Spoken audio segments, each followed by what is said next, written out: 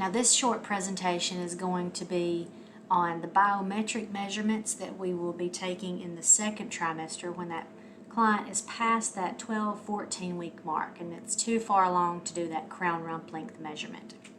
Okay, the first of the 4 measurements is going to be the biparietal diameter. That's also known as the BPD. So before we start talking about where to place the calipers or the measuring crosshairs, we're going to look real quick at the anatomy. Okay, let me get my little pointer up here so I can point some things out. Okay, so this is a schematic side by side with an ultrasound of the fetal head. Okay, so here is what's known as the calvarium or the skull.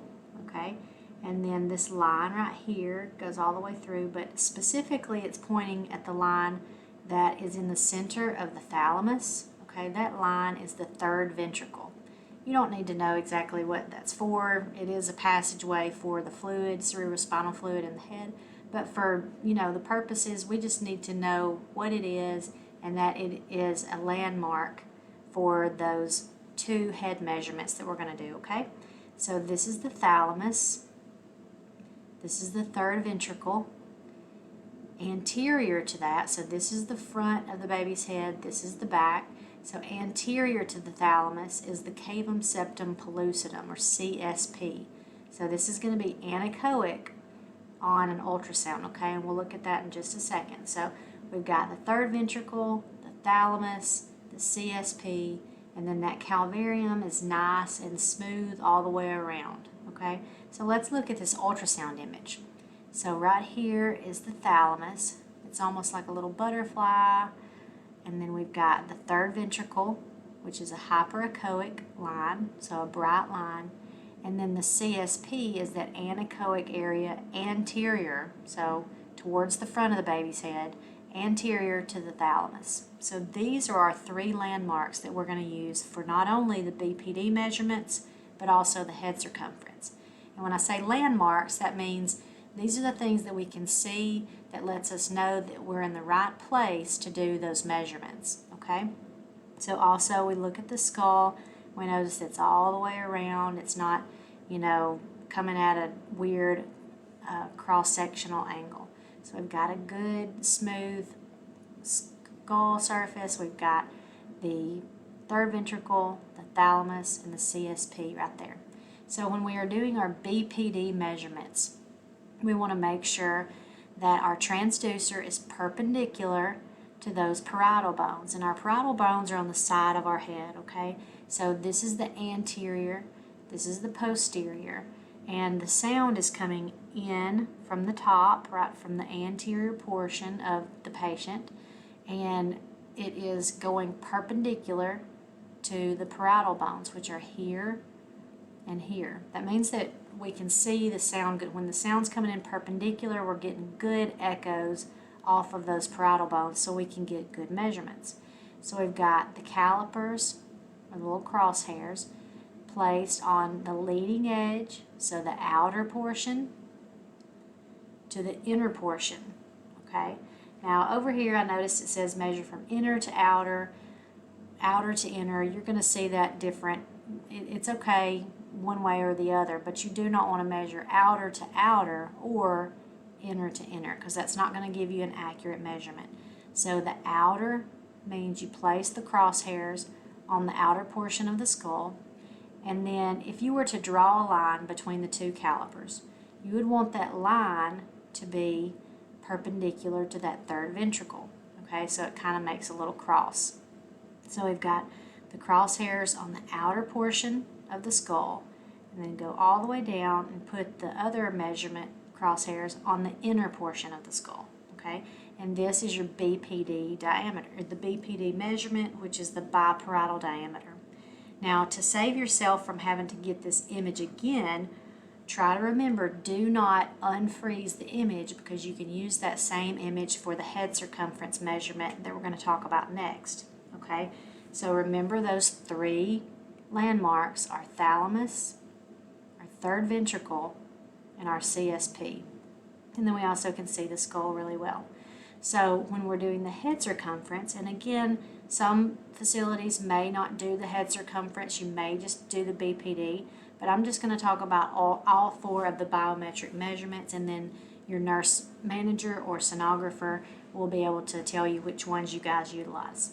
Okay, for the head circumference, again, we've got those three landmarks, and we've got those BPD measurements kind of in place. So some machines, once you hit head circumference, it will just keep the calipers where you had them for the BPD, and it'll pop up what's known as an ellipse. Okay, so you see these little dots going around.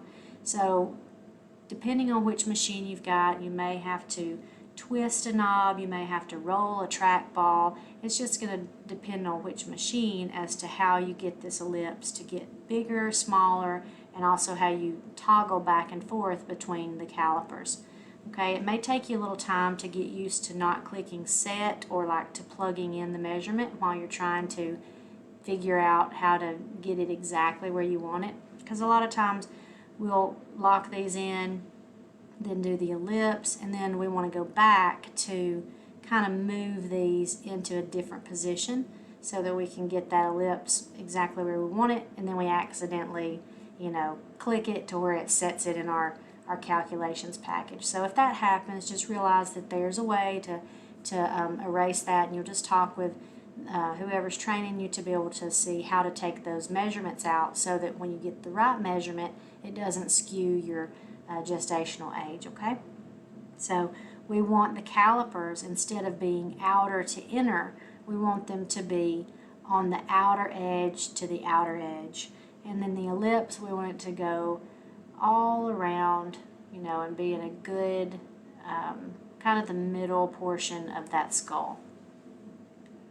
Okay, and that's 2 of the 4. The next biometric measurement is the abdominal circumference. Okay, now let's talk a little bit about the landmarks within the abdomen before we talk about the measurement itself. Okay, so seeing more and more of scans at this age, the more you see, the more you're going to become comfortable with the anatomy. Okay, but for right now, I'm going to explain to you that this is a cross-section cut of the abdomen, of the abdominal cavity of the fetus. Okay, so what we're looking at is the spine right here.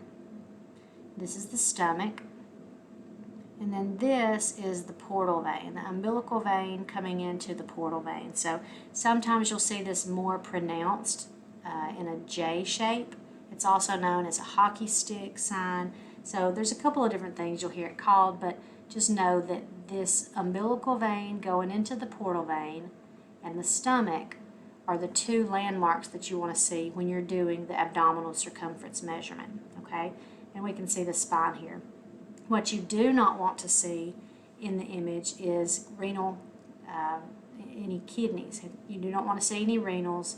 Now, when you're first starting to scan, even when you've scanned a while, it's sort of difficult sometimes to differentiate. So a lot of places do not use the abdominal circumference at the pregnancy resource centers, but some use all 4 measurements because that gives you the most accurate measurement. So stomach, umbilical vein into portal vein, those are your 2 landmarks. Once you see those, you freeze the image, and then you do your calcs package where it pops up your abdominal circumference. You put the calipers, kind of like the head circumference, you put the calipers outer to outer, and then you pop up the ellipse. And you do your best to get that elliptical measurement to be fitting the skin edge, the edge of the skin, okay? And then the last but not least biometric measurement is the femur length. Now, we can see the femur. We know that's the bone that's in our thigh. It's the largest bone in our body. And we want to get the femur at a perpendicular angle to the sound. So the sound beam is coming in, and we want to have this femur straight across, as straight as we can get it, so that we can make sure we've got the proper length of it. Now that's going to take some time to kind of get used to how you can see the femur, but trying to get it stretched out exactly perpendicular sometimes can be a challenge when you're starting out. So don't get frustrated with it. Once you get it perpendicular to the sound, you will freeze and you will measure the femur that is the most anterior. So in this image we can only see one femur, but if you saw the other femur down here, you would not want to measure this one. You always measure the one that's the most anterior, because that way we're getting the most accurate length, okay? And then you place the calipers blunt end to the other blunt end, okay? Sometimes you can see a little pokey, it's what's known as the epiphyseal ossification, but usually that is more in the third trimester that you see that. But just realize that you put it on the end, one end to the other, and that is your femur length measurement. Another thing to note, at this area right here we can actually see the gender. That is something that varies from site to site whether or not you'll reveal the gender, but if you see the gender sometimes you can, it just depends.